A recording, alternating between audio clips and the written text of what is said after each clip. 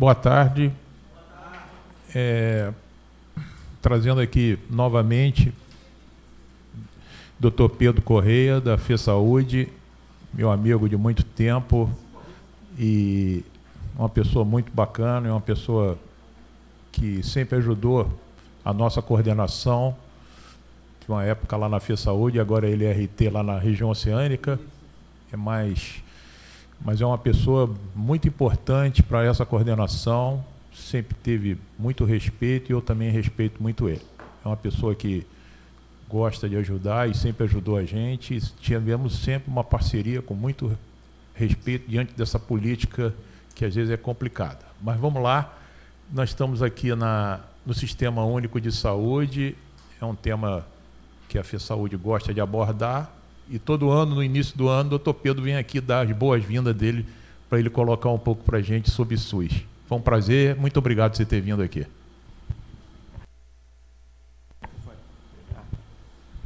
Oi, pessoal, tudo bem? Deixa eu me apresentar, agradecer demais o Jefferson o convite. A gente tem essa parceria, acho que desde 2000, quando eu retorno para cá do Rio, para construir a FESaúde, e o Jefferson sempre foi muito, muito parceiro nosso, né, no desenvolvimento, principalmente depois que a gente passa a assumir a rede de atenção primária do município, principalmente a rede do PMF, e aí o Jefferson sempre foi muito parceiro da gente, né, e a gente trabalhou muito junto nesse período, né, então sempre ressaltar a importância do programa de residência para a gente, né, a gente também tem mais médicos, né, mas assim, porque são dois programas de formação fundamentais e que vai alimentar o próprio sistema que a gente toca hoje, que é o PMF, né? A gente espera que no futuro vocês continuem trabalhando com a gente. Então, por si só, é óbvio a importância dessa parceria, né? Eu sou Pedro, eu sou médico de família e comunidade. Eu fiz residência na UF, fiz minha graduação na UF. Durante a minha residência, eu fiquei baseado no Caramujo. Não sei se tem alguém do Caramujo aqui. Né? Passei uns 6 anos no Caramujo, entre internato, residência e atuação. Sou mestre em saúde pública também pela UF. Passei 10 anos na UF. Não aguento nem passar na porta mais, mas brincadeira. Mas depois fui trabalhar no Rio, trabalhei em Copacabana, ali no posto da Siqueira Campos, na preceptoria da residência. Fiquei 3 anos lá e recebi o convite, né, da doutora Ana Maria, da Estefânia, que eram as pessoas que compunham, na época, a direção da FESaúde, para trabalhar nessa retomada aqui em Niterói, né? E aí eu fiquei muito feliz e fui muito tentado.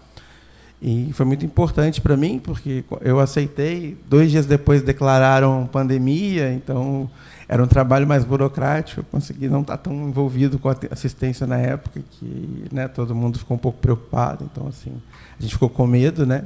Embora eu fiquei 2 meses em Copacabana antes de vir para cá, e foi o suficiente para pegar Covid e quase internar. Mas foi isso, assim, né? Então a gente conheço algumas pessoas aqui, né? O Antônio está ali. Eu sei que você já assistiu essa aula, mais ou menos. Você já ouviu essa conversa? Você também, né? E acho que tem uma galera aqui que é do Mais Médicos, tem uma galera que é da residência, não é isso?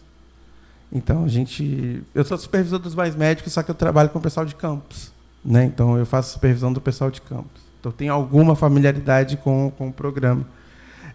A gente vai falar um pouquinho de Sistema Único de Saúde, né?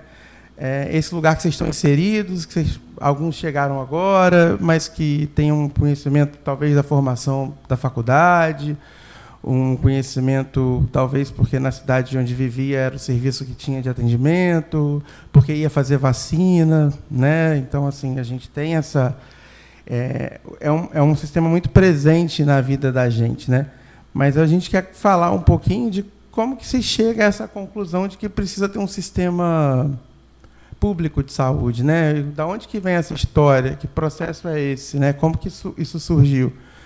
Porque antigamente a gente não tinha nem medicina, a gente não tinha ciência médica, né? Não tinha enfermagem, a gente tinha uma impressão quase mística do processo de saúde e de doença, né? Então a gente tinha uma lógica assistencial muito baseada no misticismo, na crença popular, né, na questão do...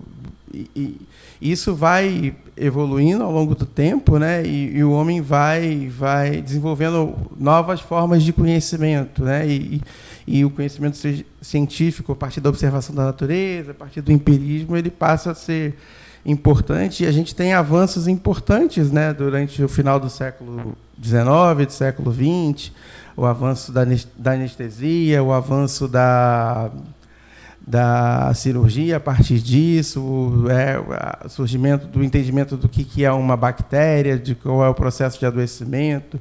Tem a história lá do Jon Snow, que não é o cara do Game of Thrones, mas é o cara da cólera, não sei se vocês conhecem essa história, que é o cara que descobre como que é o ciclo de epidemiológico da cólera na Inglaterra e ajuda a interromper uma epidemia grave que estava acontecendo numa região lá. E tem até um livro muito bom, que é o Mapa Fantasma, não sei se alguém já leu, eu recomendo, bem legal, que conta essa história de uma forma mais romântica. Ele é um romance meio documentário, mas ele traz bastante coisa dessa história, dessa riqueza. Então, a gente está nesse momento, né, que a gente tem um grande aumento da tecnologia envolvida para a saúde e, ao mesmo tempo, a gente tem uma mudança do sistema de produção da sociedade, né? A gente fala um pouco disso, né? Vocês escutam falar disso nas aulas de saúde pública, nas aulas de saúde coletiva, mas isso é fundamental. A gente passa a ter um sistema mais industrial, um sistema capitalista, na maior parte das cidades, é um sistema que estimula a saída das pessoas do campo e a criação das grandes cidades. E, a partir do momento que você cria as grandes cidades, você cria problemas sanitários gigantescos, né? Você aumenta as epidemias, a gente aumenta a questão da peste, da tuberculose, da cólera, da varíola. Então, assim, é um momento da humanidade que também a gente tem que lidar com esse desafio das epidemias, né? Os desafios da vigilância sanitária, enfim, tem uma série de questões ali que precisavam ser avançadas. E tem uma outra questão e é importante que a gente entenda isso, que é o processo de criação de sistemas de saúde, é um processo que o Arouca traz muito isso, que ele traz como um marco civilizatório. E é civilizatório no bom e no mau sentido, porque assim, o sistema de saúde ele vem muito também na esteira de diminuição das tensões que haviam, né? Eu não sei se alguém já correu os olhos em leituras, por exemplo, até do Capital, que é o livro do Karl Marx, que é o mais famoso, mas os livros da década do século XIX, eles trazem muito essa relação do adoecimento voltado ao trabalho, né? E por conta das longas jornadas, por conta do trabalho infantil, por conta da falta de segurança no trabalho. E passa a ser, em um determinado período, reivindicação, principalmente a partir do final segunda metade do século XIX, uma reivindicação das pessoas mais pobres, dos trabalhadores, né, desses grandes centros urbanos, né? A questão da redução da jornada, da questão da aposentadoria, a questão do atendimento à saúde.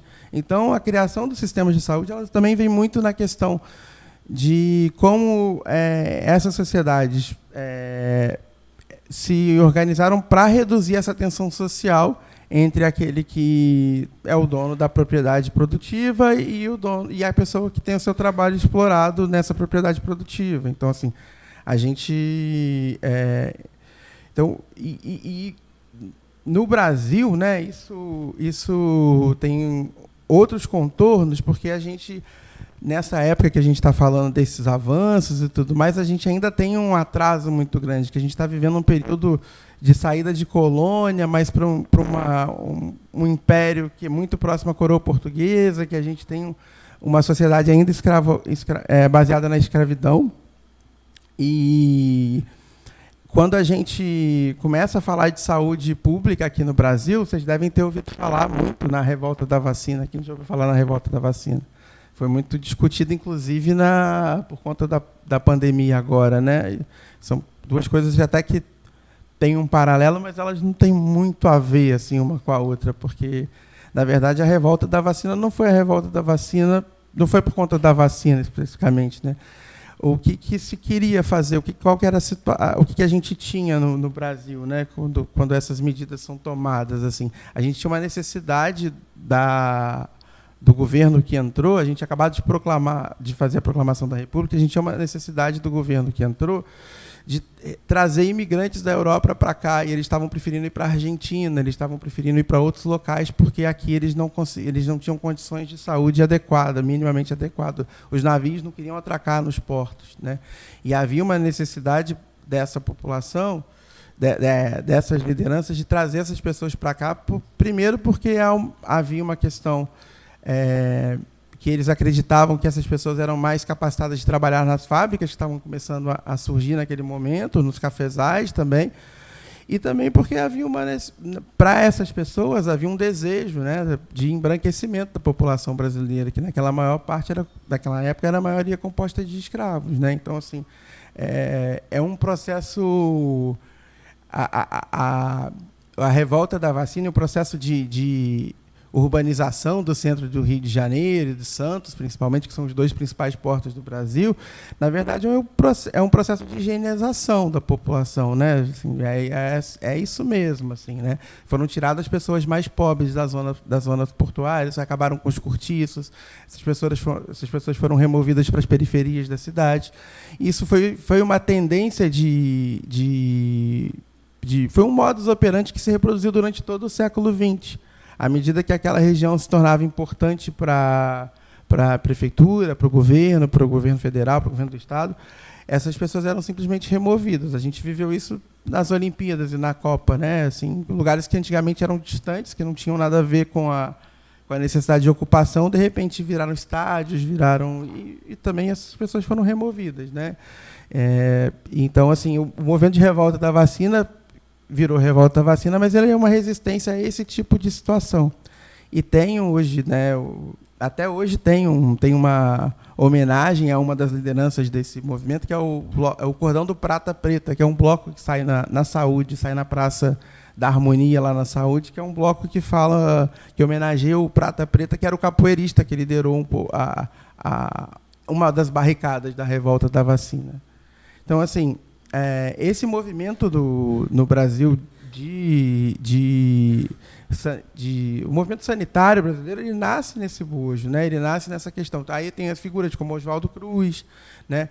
E depois a gente vai construir todo um movimento sanitário de interiorização e tudo mais, porque aí já não é mais interessante o imigrante, porque o imigrante não vai chegar mais, porque a Europa está em guerra. Então agora a gente tem que valorizar o trabalhador brasileiro, e aí a gente passa a ter uma cultura nacional voltada à valorização da miscigenação, da raça e tudo mais. Aí vão ter figuras como Lima Barreto na literatura e tudo mais, que vão tratar disso. E o Brasil, na saúde, também vai para o interior tratar disso. O Carlos Chagas, a gente tem aquelas expedições do Xingu e tudo mais, até financiado com dinheiro de fora, porque naquela época os Estados Unidos tinham muita atenção com a questão da borracha por conta da guerra, então eles queriam que a gente conseguisse tratar a malária para não afetar o cultivo da borracha, enfim. Então a gente vive muito isso, assim, até a entrada do governo Vargas. No governo Vargas a coisa começa a dar uma virada, porque a gente tem uma criação de um modelo previdenciário. Vocês sabem o que é modelo previdenciário? Vocês já ouviram falar? Vocês têm uma ideia disso? Porque tem muito colega meu, médico de família, que gosta desse modelo previdenciário e acredita que é um modelo que funciona, assim, né? Esse modelo funcionou no Brasil 70 anos, cara. E assim, ele, sem brincadeira, assim, isso foi o maior... porque ninguém fala disso, mas é o maior esquema de corrupção da história do Brasil. Começa nessa história do modelo previdenciário. O maior esquema... O INAMPS ele vem no finalzinho, né? Mas primeiro vem os fundos de pensão, e depois ele vira INPS, quando unifica tudo, e o INAMPS vem no finalzinho. O INAMPS era só o braço assistencial. Mas o que é isso? Isso é a maior estratégia de tirar dinheiro do trabalhador para financiar o Estado e financiar o empresário. Porque você tira um pouco do salário do empregador, do trabalhador, e esse dinheiro foi usado primeiro na era Vargas para ajudar na construção da CSN e depois nos governos militares, Itaipu e tal, Transamazônica, Ponte Rio-Niterói, que são obras importantes para o município, mas também usou para ser emprestado para empresário, para financiar. Isso tem sido bem complicado. Embora assim, a gente tenha visto uma melhora da imagem do SUS pós-pandemia, eu não sei se vocês têm percebido isso. Assim, né? A gente viveu muito, a gente assim, tinha uma reportagem no Jornal Nacional todo dia falando da situação precarizada do SUS e tudo mais, né? E acho que aí a gente vai chegar lá, mas tem uma diferença. O serviço privado e o serviço público, eles têm uma certa diferença. Assim, né? O serviço privado, ele trabalha numa lógica... Os dois são eficazes, os dois podem ser eficazes e resolver problema. Mas o serviço público, ele trabalha na lógica da eficiência, porque ele trabalha com dinheiro público, né? Ele trabalha com dinheiro de vocês. Então, ele não pode ser... irresponsável, ou ele não pode pedir coisas exageradas. Então, assim, ele não pode custar tão caro quanto o serviço particular precisa custar, né? O serviço particular, além de gerar resultado para o usuário, ele tem que gerar lucro para quem sustenta ele. Então, assim, você vai ter lógicas de atendimento que são diferentes. Você tem meta de internação em um, e no outro você não pode internar de jeito nenhum. Então, assim, você tem que trabalhar nessa lógica, né? Então, mas é isso, assim, só retomando, né, acho que essa questão das IAPs ela é importante, depois que isso vira o INPS, e na ditadura militar, assim, isso sem brincadeira, isso é o maior esquema de corrupção da história do Brasil, porque isso chegou, o que tinha no INPS era basicamente o mesmo valor do orçamento nacional na época, assim, que é um valor absurdo de dinheiro, é um valor que o país vai gastar com tudo, e o INPS tinha mais ou menos esse valor. E durante a ditadura, esse valor foi usado para financiar a construção de vários hospitais privados. E o que esse pessoal fez, e por isso que o INAMPS leva a culpa, porque depois que eles conseguiram ali, receberam recurso, financiaram, eles se descredenciaram do INAMPS. E aí eles deixaram de atender a população. Isso gerou uma crise sanitária na década de 70, que foi a crise que precursionou o SUS, né? Que precursionou a criação do SUS e que precursionou o movimento sanitário, a criação dos movimentos populares e tudo mais, e que avançou para a criação do SUS, né? Então, a gente tem um pouco do que a gente viveu na época de Santos e do Rio de Janeiro, da criação das grandes cidades. A gente tem um retorno dessa situação epidemiológica muito grave no final da década de 70. A gente tem meningite em São Paulo, a gente tem cólera no Nordeste, a gente tem varíola ainda no Brasil inteiro, Rio de Janeiro tem ainda febre amarela, mas começa com bastante forte a dengue. Assim, a gente tem...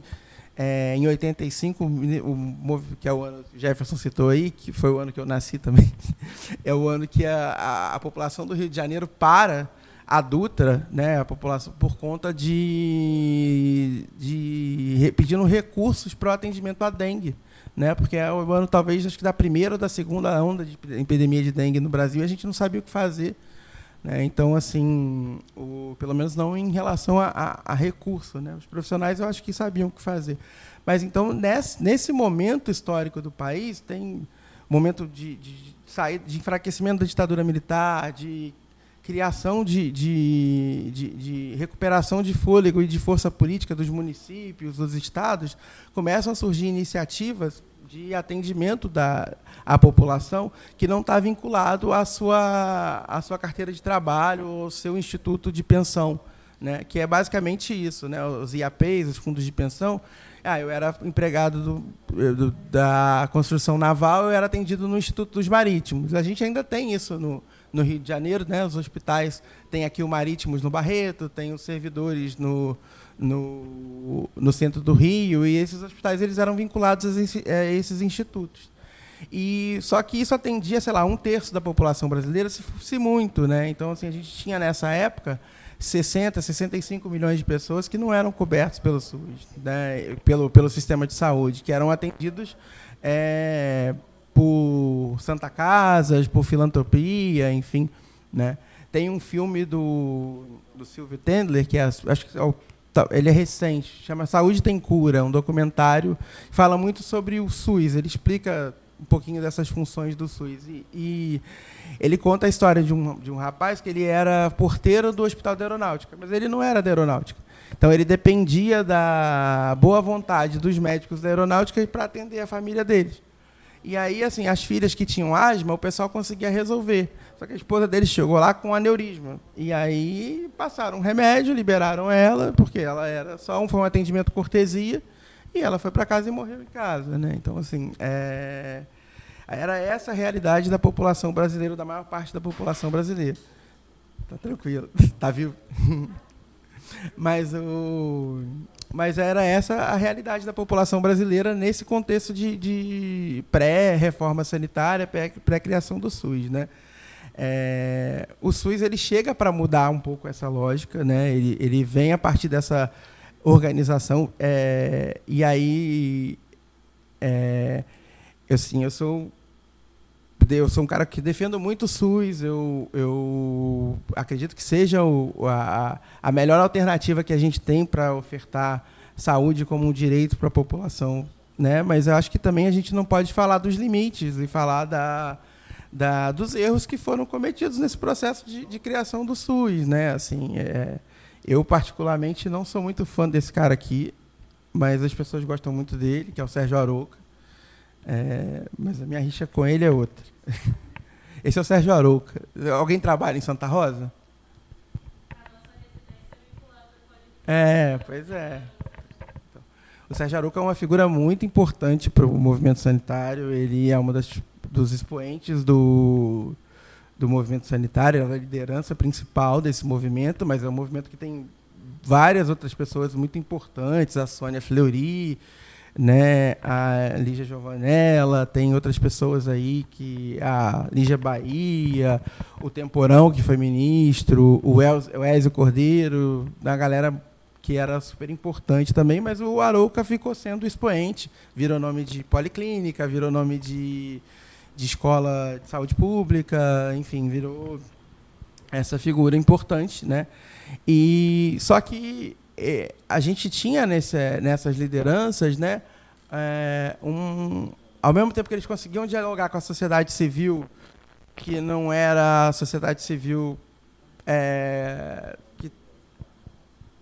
que era, como é que eu posso dizer assim, que constituía uma parte importante da classe trabalhadora, era uma classe civil mais periférica, uma sociedade civil mais periférica, uma sociedade civil ligada às pessoas que não estavam vinculadas ao processo de trabalho. Eles falharam muito em negociar e trazer para dentro do movimento sanitário quem, na verdade, o movimento social que pulsava ali, que era o movimento dos operários, né? A gente teve, na década de 80, greves de operários, né? Surgiu a liderança do Lula e outras lideranças importantes naquele processo, e essas lideranças, naquele momento, elas eram um pouco mais radicais do que o que foi a conferência, tanto que elas fazem críticas, né? Tanto o PDT quanto o PT fazem críticas ao que o que eles construíram nesse momento. Mas, assim, não deixa de ser uma pessoa importante. O Sérgio Arouca, ele é uma pessoa ligada ao Partido Comunista Brasileiro, histórico, né? E depois ele participou da mudança do partido, que virou o PPS, né? Em um momento ali na década de 90, depois o partido foi refeito. Mas ele tinha um desejo muito grande de ser ministro da Saúde, né? E ele não conseguiu ser, infelizmente, assim, porque talvez seria um bom ministro da Saúde, seria simbólico ele ter sido. Mas, no final da vida dele, ele já não conseguiria ter assumido isso quando ele teve a oportunidade. Mas é uma figura importante, e ele traz essa questão da saúde e democracia, né? E aí é importante a gente trazer quais são os benefícios do SUS, né? O que o SUS garantiu para essa população? O SUS garantiu que um plano, atenção à saúde para a totalidade da população brasileira, né? E como parte da Seguridade Social. O que é isso? O que a gente paga de imposto, ele garante o atendimento do SUS, né? Então, assim, você não precisa pagar mais nada. A China é um país comunista, é um país que você precisa pagar pelo seu serviço de saúde. Paga pouco, Você paga, sei lá, no máximo, $7 pela coisa mais cara que você for usar lá. Mas você paga pelo seu serviço de saúde, né?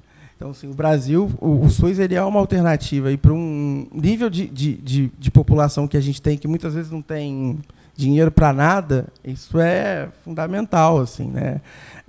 A gente vive o drama aqui das ultrassonografias, que a gente deveria ter a ultrassonografia para ofertar, né? Mas é tão baratinho, sei lá, R$100, R$120, mas para muita gente que vocês atendem, R$100 é dinheiro para caramba, assim, né? Faz uma diferença danada, assim, né? Né? As pessoas às vezes esperam um ultrassom, e aí demora 6 meses, 4 meses para sair, e aí no dia não tem dinheiro para pagar uma passagem de ônibus para ir nesse ultrassom.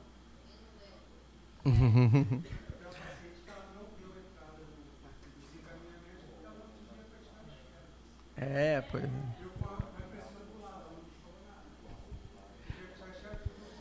Não, e a gente bate nessa tecla com os serviços, né? Assim, a gente, quando vai dialogar com os serviços, com as unidades, que essa coisa do Xerox, eles não acreditam, assim. A gente fala, olha... E a própria Associação de Moradores traz também, olha, o pessoal não tem dinheiro para tirar Xerox.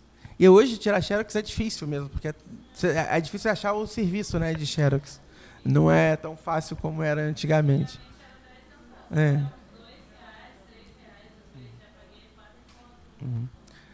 E assim, hoje, exclusivamente, dependendo do SUS, a gente tem mais ou menos o equivalente a um país como o Bangladesh, sei lá, população de 180 milhões de pessoas, né? Que corresponde a 70% da população brasileira.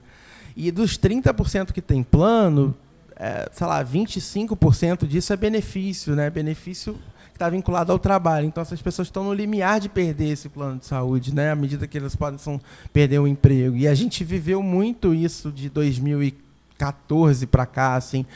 Eu acho que vocês não estavam, a maior parte talvez não estava na assistência, mas a gente acompanhou muito o empobrecimento da população por conta das crises financeiras que vieram e assim a perda de emprego e tudo mais e a perda de benefício, né?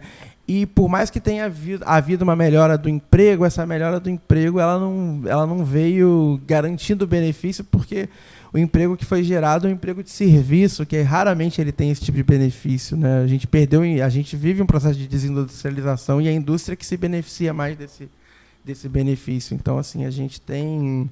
Sem falar nas estratégias de benefício, por exemplo. Eu trabalho num serviço particular, eu faço atendimento dos funcionários desse serviço, né?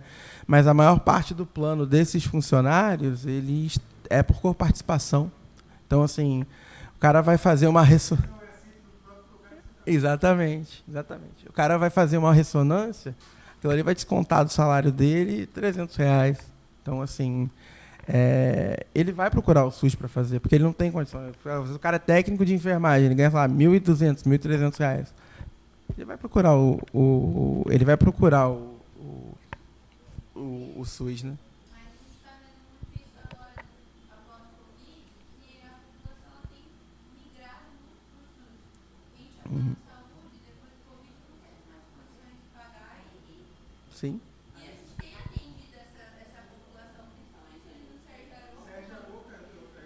Sérgio Aroca tem uma população de caralho muito grande. Exatamente, Sérgio Aroca é enorme. Vocês atendem os meus pais no Sérgio Aroca. Os meus pais, eles são vinculados à equipe de lá. Santa Rosa, Caraí, a gente vê uma população que tinha plano de saúde e Sim. ontem mais fio, né, de paciente. Uhum. Eu particularmente não gosto.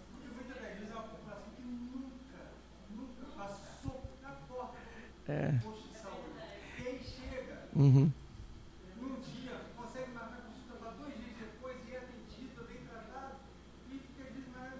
Sim. Uhum. Uhum.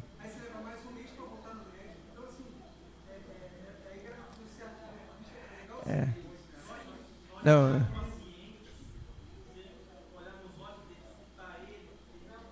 Sim. Sim. Eles estão chocados, né, porque eles acham que o SUS é um pouco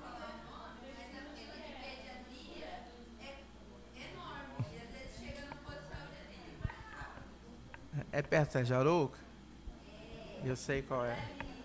Eu estava falando de lá também. Eu estava falando de lá também, quando eu falei aqui da coparticipação, eu estava falando de lá. Eu trabalhei 6 anos ali com técnico, tá? Pois é. Não, então, assim, tem toda uma questão de precariedade até do serviço particular. Porque, assim, se a gente for parar para pensar, pô, teoricamente, quem deveria ter plano no Brasil são os 2% que conseguem pagar lá Sírio-Libanês, Einstein, que aí tem um serviço diferenciado. Cara, se a gente pegasse, sei lá, 10% do plano Safra e jogasse no SUS, a gente quebrava a maior parte dos serviços privados que tem, porque a gente ia ter recurso para fazer o que a gente quisesse, para cuidar da população, né? E de uma forma com eficiência, e sendo eficaz também, cuidando disso. Então assim, mas é isso, né? A soja vale mais do que a saúde da população. Então, acho que é importante a gente... Aí o SUS tem essa aí é uma parte que a gente traz, que é a parte da aulinha lá de saúde coletiva, né? Dos princípios doutrinários, dos princípios organizativos, né? Mas o princípio principal, o que o SUS é conhecido, né, é pela questão da universalidade. Que universalidade significa que qualquer pessoa em solo brasileiro que precisa de assistência à saúde, e aí não é só os brasileiros, né? Em Copacabana eu atendia muitos estrangeiros, os caras depois eles queriam perguntar onde que eles pagavam pelo serviço, e aí a gente falava, não, é de graça, já está pago, né? Já está pago. E os caras ficam assim, pô, o cara tem uma experiência de sistema de saúde importante, que é o NHS. E o cara falou assim, cara, o cara foi fazer PEP, né? Profilaxia pós-exposição. Ele falou, pô, se eu faço isso na Inglaterra, eu tenho que pagar não sei quantas libras. Eu falei, não, aqui você...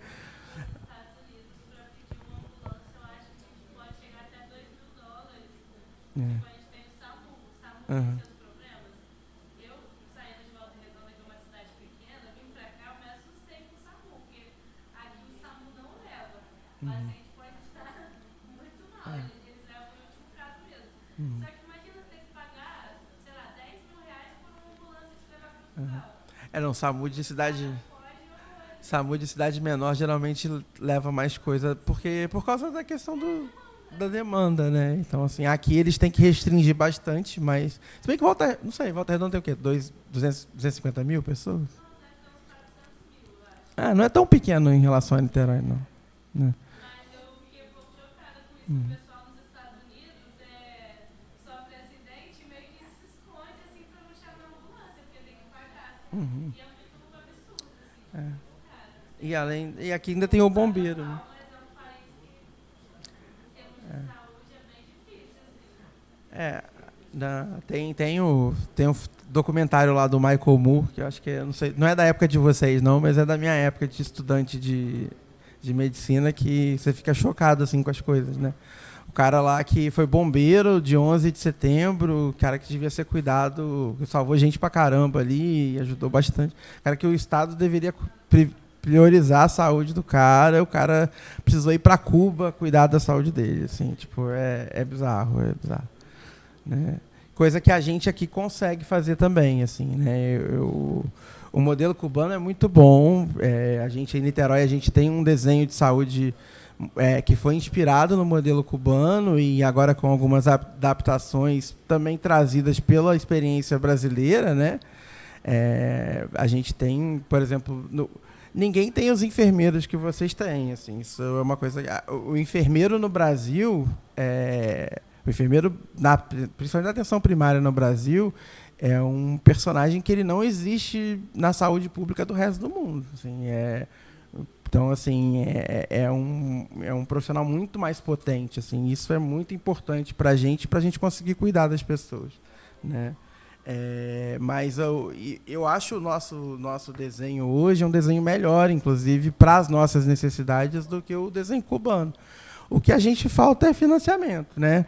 E aí a gente tem a questão da integralidade, que é sempre a perguntinha, vocês sabem o que é integralidade? Vocês passaram 6 anos ouvindo isso. Foi lá o cara do médio curso chato pra caramba também falando do que é integralidade, que ele também não sabe, ele decorou. Não sei se são as mesmas pessoas, mas quem dava essa aula era o Márcio. O Márcio decorou isso, o Márcio não sabia o que era integralidade, se perguntasse para ele. Então, isso é integralidade para a saúde da... Então, isso é integralidade para a saúde da família. Né? Você vê ela como um todo, a medicina centrada na pessoa. Isso no mundo inteiro, a integralidade é isso. Aqui no Brasil, eles colocaram mais uma coisa que é isso que você falou, que é a junção das duas coisas. A gente tem integralidade também na questão da questão do recurso, do melhor recurso possível para aquela situação. Então, assim, no Brasil eles inventaram isso, né? Mas é mais ou menos isso, é um pouco das duas coisas que vocês falaram. E a equidade, que é a gente trabalhar na lógica de a gente priorizar os cuidados para quem precisa mais, né? E aí a gente tem outros princípios que são organizativos, que é a descentralização, que foi um pega para capar danado lá na reforma sanitária, porque os municípios... tudo na Constituição de 88 foi discutido para priorizar o município. Isso é bom e nem tão bom assim, porque a gente teve um aumento muito grande de municípios depois da Constituição, porque foi muito vantajoso você criar um município, né, para diversos financiamentos. Só que para a saúde não foi tanto, porque na saúde a gente... faltou recurso para esses municípios no primeiro momento para administrar a gestão deles, e aí o Ministério teve que entrar e depois a gente teve que reconstituir um pouco as regionalidades, né? Então o SUS teve que fazer um movimento de construir pactos regionais, né? Então a gente tem aqui em Niterói tem isso, sim, né? Com os municípios próximos. Então a gente tem serviços nossos que a gente manda paciente para São Gonçalo, principalmente para aquele hospital que faz cateterismo ali em São Gonçalo hoje. Acho que talvez seja o exemplo mais palpável para vocês assim disso, né? Mas Niterói recebe muito paciente de outros municípios também por conta disso, porque Niterói, como foi uma capital de estado, né, do estado do Rio de Janeiro, tem muito recurso de saúde aqui, e esse recurso acabou ficando aqui e ele acabou sendo pactuado de abraçar outros municípios. Então, assim, as vagas que a gente oferta na regulação não são só para Niterói, são vagas para São Gonçalo, Maricá, Tanguá, Rio Bonito. Porque lá a gente...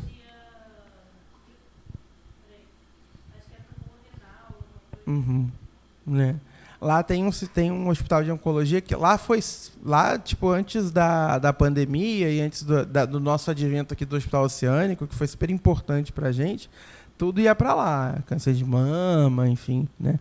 E o Hospital Oceânico, depois da pandemia, ele ter transformado o que ele se transformou, foi um acerto gigante na gestão do município, né? A gente tem que tirar o chapéu, assim. É bastante de referência, bastante qualidade, e assim, atendeu muita coisa que o Antônio Pedro parou de atender, né? E que a gente precisou de fazer quase que uma substituição de importação, porque a gente usava muito o Antônio Pedro. Para quem não era de Niterói, o Antônio Pedro ele tinha emergência aberta, era um hospital super importante aqui para Niterói, e ele fazia um volume bom de cirurgias ortopédicas, de cirurgias vasculares, enfim, e ele foi sucateando, né? Não sei se alguém é da UF, mas ninguém resiste a, sei lá, 20 anos de má gestão, que foi o que o Antônio Pedro teve com um gestor único, né? E que sabia nada de saúde pública. Começo de conversa, o município sofreu muito com isso, até que o município resolveu, não, tenho que andar pelas minhas próprias pernas. E a gente tem iniciativas hoje que garantem isso, né? Tanto nas pactuações como também na criação de centros de referência, né, para esse tipo de cuidado. E a questão do controle social, né? Vocês sabem o que é controle social? Vocês sabem o que vai acontecer esse ano? Esse ano tem Conferência Municipal de Saúde, eu não sei se vocês estão sabendo, mas tem Conferência Municipal de Saúde. A conferência é uma das instâncias do controle social. Não vou falar muito disso, não. Isso aqui foi o meu tema de mestrado, inclusive, senão eu falo disso aqui até amanhã. E é um negócio que eu gosto de falar, mas... Enfim, é a instância regulatória do SUS, principalmente, né? Ele surge com esse contexto de, principalmente, fiscalização, e talvez seja o contexto que mais funcione. De vez em quando vocês devem receber, assim, porque, às vezes, com vale social, o paciente usuário que é portador de HIV tem direito a não sei quantas passagens. Isso acontece porque familiares, parentes, pessoas portadoras de HIV se organizaram e foram brigar por isso. E assim, muitas dessas disputas acontecem nesse lugar, que é o Conselho Municipal de Saúde, que é o órgão fixo do controle social, e de 4 ou de 5 em 5 anos, agora eu não lembro o tempo, acontecem as conferências de saúde, né? E acho que esse ano vai acontecer uma, se não me engano. Eu acho que vai sim. Isso. A lógica assim, nos conselhos a população já teria ter voz. Só que aí tem um processo que acontece no Brasil inteiro, que é um processo de captura desses conselhos, né? Então a gente passa a ter o uso desses conselhos muito por grupos, né? Então assim, a gente tem essa dificuldade da participação da população mesmo. E aí eu estou com tempo ainda? Então, a gente trouxe aqui um pouquinho do que o SUS é na prática, né? Falar que o SUS é equidade e tal, é universalidade, enfim, é importante, interessante, mas o que o SUS é na prática? O SUS é atendimento do SAMU, UPA, são vocês na PS, é o atendimento do Centro de Saúde do Trabalhador, é o pessoal das zoonoses, é a vigilância sanitária, né? As pesquisas que a gente tem, a inovação tecnológica que a gente tem, principalmente no Butantan, na Fiocruz, né, e nos hospitais também que fazem transplante, né, e na gestão de recursos humanos de saúde. Embora o SUS tenha se ausentado nessa parte, vamos dizer assim, né, porque depois que a gente tem ali na década de 90 a reforma do Estado brasileiro, isso é passado para formas alternativas de gestão, OS, enfim. Mas com mais médicos, e aí vocês são o maior exemplo disso, isso mudou de novo, né? Assim, a gente tem um reforço importante do SUS, né? Da verba do SUS para o trabalho, para a questão de recursos humanos em saúde. Mas embora assim, a questão das OS deixa a gente muito frágil, né? E esse movimento de terceirização deixa o SUS muito frágil, porque o profissional ali ele pode ser desvinculado a qualquer momento, enfim, né? Tem uma série de questões ali, e ele não é mais responsabilidade da prefeitura, ele não é mais responsabilidade, ele é responsabilidade de uma empresa, né? Eu trabalhei no Rio com o OS, era a Viva Rio, era uma empresa correta, assim, nunca tive nenhum problema. Mas era uma relação que não era diretamente para quem eu prestava serviço, que era a população da cidade do Rio de Janeiro, né? Então, assim, eu vim de uma realidade em Niterói que eu trabalhava direto com a Associação de Moradores, que também era uma realidade que não existe mais. Mas em Niterói, durante muito tempo, acho que o Antônio pegou essa época, a gente era contratado da Associação de Moradores. Então, assim, ao mesmo tempo que atendia, era a pessoa que assinava o seu contra-cheque e tal. Era um negócio muito doido. Aí lá no Rio eu fui para uma realidade muito diferente. E agora aqui em Niterói a gente tem modelos diferentes, né? A gente tem o modelo da Fed Saúde, que é uma fundação estatal, que é uma empresa de gestão indireta, mas que faz a contratação dos profissionais da atenção primária via CLT, não são concursados, e tem os profissionais da FMS que são CLT, que são concursados, né? Aí a gente trouxe um pouquinho da RAPS, né, que eu acho que é importante lembrar. Eu sei que a gente, muitas vezes na PS, a gente acaba não focando e não lembrando muito da RAPS, mas a gente faz parte da rede de atenção psicossocial, a gente é um ponto importante dessa rede, né, e dessa parceria que a gente precisa estabelecer com eles, né? E a gente traz muito essa imagem, né, para a gente lembrar, né, que o SUS ele é construído por uma rede. Assim, a gente sozinho, a gente como médicos de família, como atenção primária da saúde, a gente tem aquela história, né, que o médico de família, não sei de onde tiraram isso, porque a gente nunca viu nenhum estudo disso, resolve 90%, 80% dos problemas de saúde. Não é assim, não é bem assim. A gente resolve muita coisa, né? E cada vez que vocês forem aprendendo, vocês vão resolver mais. Mas não é a gente que resolve, né? É a rede. A rede precisa dar conta de chegar e dar respostas e cuidado para essas pessoas, de preferência mais próximo da casa delas, né? Do local de habitação delas. Então, assim, Senão a gente joga muita responsabilidade para vocês e não faz a crítica disso. Isso não é uma fala da Bárbara Starfield, isso não está escrito em lugar nenhum, pelo menos em nenhum lugar que eu li que ela escreveu, embora muita gente atribua a ela. O que a gente tem é um processo de organização da saúde, né, a partir do olhar de vocês. Então, vocês têm um papel fundamental nesse sistema de saúde, né? Vocês, basicamente, são o lugar que o usuário vai entrar no sistema de saúde, né? Então, a partir do acolhimento, do direcionamento que você e a equipe de vocês vão dar, é a partir daí que ele vai transitar no serviço, que ele vai ter sucesso ou não em conseguir os recursos que ele precisa. Então, acho que essa que é a principal mensagem, essa é a principal lógica, né, da atenção primária no SUS, né? É de garantir que a pessoa consiga transitar no serviço e ela no sistema, nessa rede complexa, e ela consiga nessa rede complexa chegar no recurso que ela precisa. Muitas vezes isso é um trabalho difícil, isso é mais difícil que atender, tá?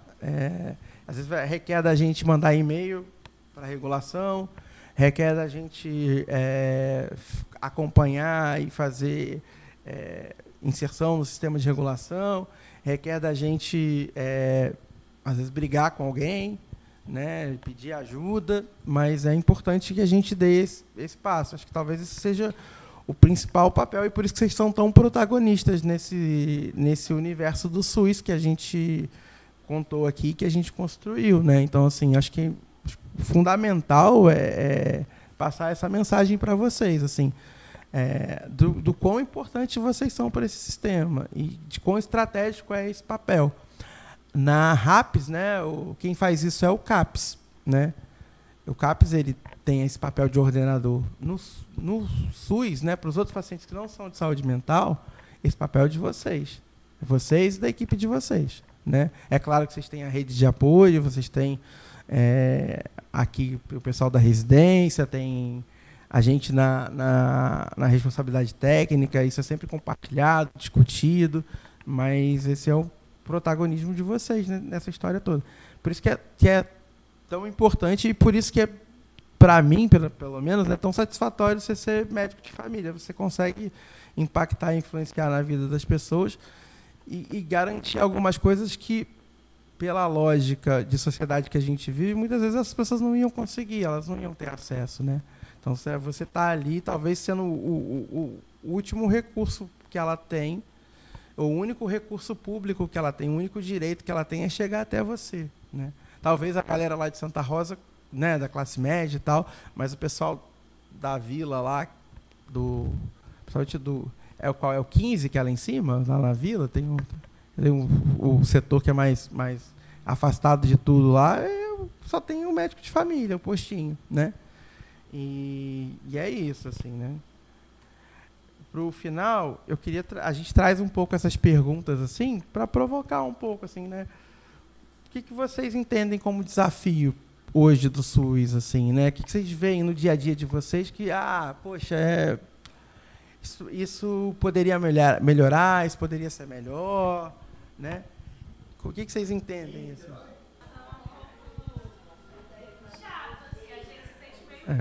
Não, então eu vou combinar com o Jefferson, que tem uma segunda conversa para fazer, que é uma conversa sobre atenção primária à saúde, que eu acho que não cabe fazer hoje, porque eu já trouxe muita coisa, eu já falei muito, vocês vão ficar enjoados de mim. Mas eu acho que pode fazer uma conversa sobre atenção primária e falar um pouquinho sobre essa questão da coordenação do cuidado. A coordenação do cuidado é uma coisa fundamental para ser feita. É um trabalho que e é o trabalho principal da atenção primária.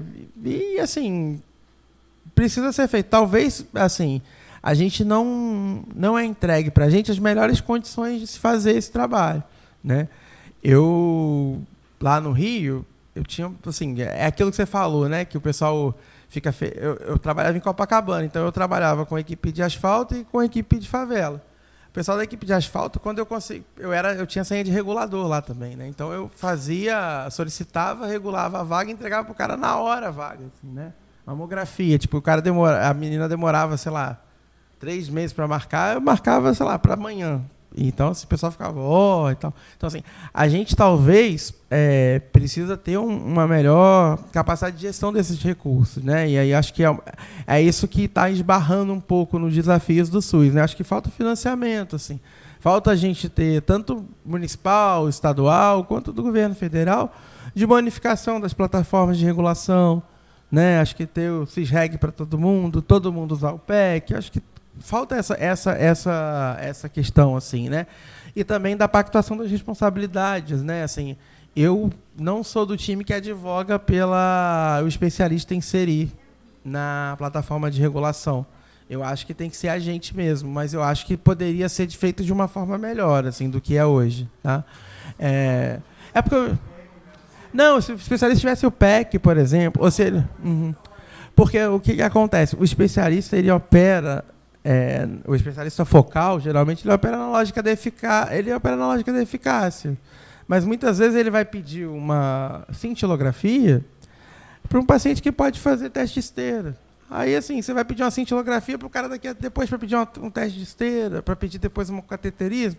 Você já pode partir do teste de esteira para o cateterismo, se for o paciente aguentar. Então, assim, e é difícil você fazer essa negociação com o especialista focal, a não ser que se faça um processo de formação importante também com eles dentro do SUS, como fizeram com a gente, né? Então, assim, de racionalidade de clínica.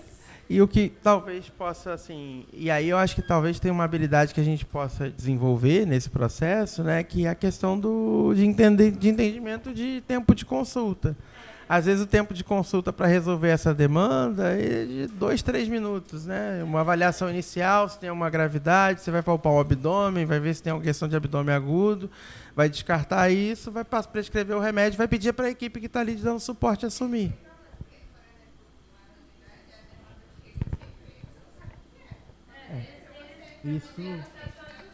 Isso é um problema. Assim, acho que todas as unidades, eu não sei como é que são nas policlínicas, mas nas unidades do PMF a gente tem uma dificuldade grande da gente estruturar esse acolhimento a fim de organizar as demandas. Não é nem só triagem, não. Assim, não, acho que isso daí não resolve com protocolo. Lá no Rio, por exemplo, isso não se resolveu com protocolo. Isso aí se resolveu com... Então, porque o protocolo existe. Se você pegar o caderno, acho que é o caderno 29 do SUS, tem isso. Tem o que é azul, o que é verde e tudo mais. Só que as pessoas não aplicam, porque as pessoas têm uma mania de UPA. Qual que é a orientação da UPA? A UPA, quem tem que liberar o paciente é o médico, né? Quem tem que dizer para o paciente que ele não tem nada, que ele pode ir para atenção primária é o médico, né? Basicamente é isso. O enfermeiro não pode fazer isso. Não é nem que eles não querem, eles não podem fazer isso. O cara tem que ter o atendimento médico, né?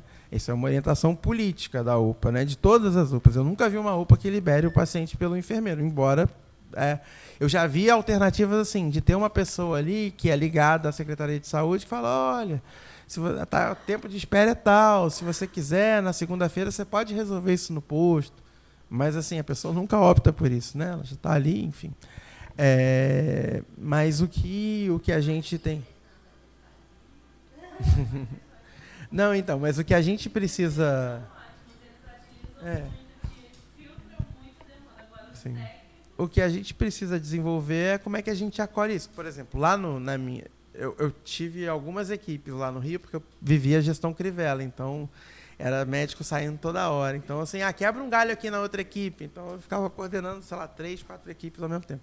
E o que a gente fazia muito era planilha. E na planilha tinha ali um informe de uma triagem rápida do que aquele paciente precisava fazer. Ali no PEC tem uma estrutura, por exemplo, o paciente quer marcar consulta e é uma coisa que não é grave, você consegue sinalizar ali pela parte de gestão de agendamento ali, né? Você não precisa... E aí você pode dizer para o paciente, para o usuário, que o problema dele não precisa ser resolvido naquele dia. Isso é uma forma de acolher o cara. Olha, eu consigo te atender amanhã, pode ser? Agora, por exemplo, como a gente trabalha nessa lógica que vocês estão aí, né? De tudo na hora e tudo mais, e muitas vezes também acaba que as agendas vão ficando mais cheias por conta disso, aí vai virando uma bola de neve. vai virando uma bola de neve. Tem gente com agenda marcada até, sei lá, julho, junho. Né? Pois é, cara, assim. Então, eu trabalhava numa unidade que atendia 35 mil pessoas, que era lá de Copacabana. Tinha equipe de 7, de 6 mil pessoas.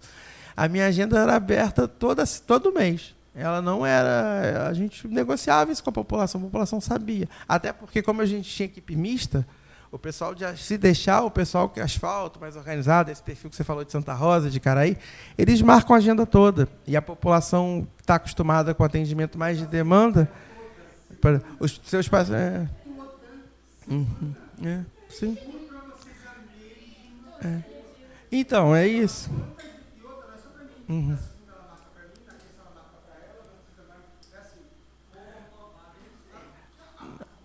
Arruma porque, assim, geralmente, não, e não é só isso não, o paciente que é superutilizador, né, que a gente chama assim, ele geralmente tem uma demanda que a gente não consegue entender qual é. E aí a equipe ali também não quer entender qual é e empurra para frente, ele quer o agendamento médico, vamos dar o agendamento médico para ele, né? Então, assim, precisa que a equipe, numa reunião de equipe, discuta esse caso e fala, qual é a estratégia para essa pessoa? Por que ela está vindo aqui sempre? E é um sinal de que alguma coisa não está legal, né? E aí, assim, olhar para a agenda, né? E aí eu acho que quando a gente vier fazer discussão de APS, a agenda precisa ter uma função estratégica para a gente. A agenda ela tem que ser priorizada, assim, não é uma coisa que qualquer um pode marcar. Ela está ali, tem as visitas, tem os pré-natais, ela tem uma função estratégica, uma função de equipe. Então, assim, é sentar com a equipe na reunião de equipe, e por isso que a reunião de equipe tem que acontecer, pelo menos na minha concepção, tem que acontecer toda semana, e dizer quais são os casos estratégicos que a gente precisa marcar. Quem que pediu consulta essa semana? Né? Eu acho que é isso. Assim. Eu sei que não é essa a realidade. Eu sei que não é essa. A lógica, na maioria dos municípios, é do médico exatamente, ele não tem um papel reflexivo sobre aquilo que ele está fazendo, é sentar e atender. A reflexão dele é durante o atendimento. Eu só quero de você atendimento. Você não é bom para fazer as outras coisas. E o que a nossa aposta na residência, no Mais Médicos, o Jefferson brigou muito por esse espaço para os Mais Médicos, porque foi difícil. Porque você já tem um espaço de formação, né? E que é um espaço que é bom, assim, né? É um espaço que eu entendo como positivo, embora possa melhorar. É a primeira experiência desse espaço, né? Mas é um espaço muito parecido com o que a gente trabalha na residência. Então, assim, de fato, é um espaço que tem uma potencialidade ali. Mas o Jefferson brigou muito para esse espaço, porque a gente entende que esse é um processo de reflexão sobre o trabalho de vocês, assim, e a gente entende que o trabalhador, por mais que a gente seja médico, a gente é trabalhador, a gente vive da exploração do nosso corpo, né? Então, se a gente adoecer, se a gente não vai conseguir trabalhar, né? Então, assim, é isso. A gente não vive de renda. Então, a gente é trabalhador. A gente ganha um pouco melhor que a maior parte da população, ganha, mas a gente é trabalhador. E quem vive desse trabalho, né, quem é trabalhador, precisa refletir sobre o processo de trabalho. Trabalhar, sentar, né, na cadeira e atender, não vai levar vocês para o desgaste, para o cansaço, para o tal do burnout, né, enfim, que nada mais é que o sofrimento do trabalho. Então, assim, a gente tem que ter esse cuidado também. E acho que o processo que se dá, né, a partir desse ciclo aqui, dessas conversas que o Jefferson tenta trazer vocês para cá na quarta-feira, é exatamente para isso, para ser um processo mais reflexivo e de aprimoramento. Então, eu acho que queria agradecer aí ao doutor Pedro pela essa experiência que ele tem lá foi muito interessante. Espero que ele venha outras vezes a gente discutir essa coisa do sistema de saúde, do SUS, do médico de família, uma coisa assim, talvez até numa forma menos assim, verticalizada, uma coisa que a gente possa discutir a nossa prática também, que o Pedro tem bastante experiência na FESaúde, enfim. Eu queria agradecer bastante a ele, tá? Obrigado, querido. Obrigado, pessoal. Valeu mesmo.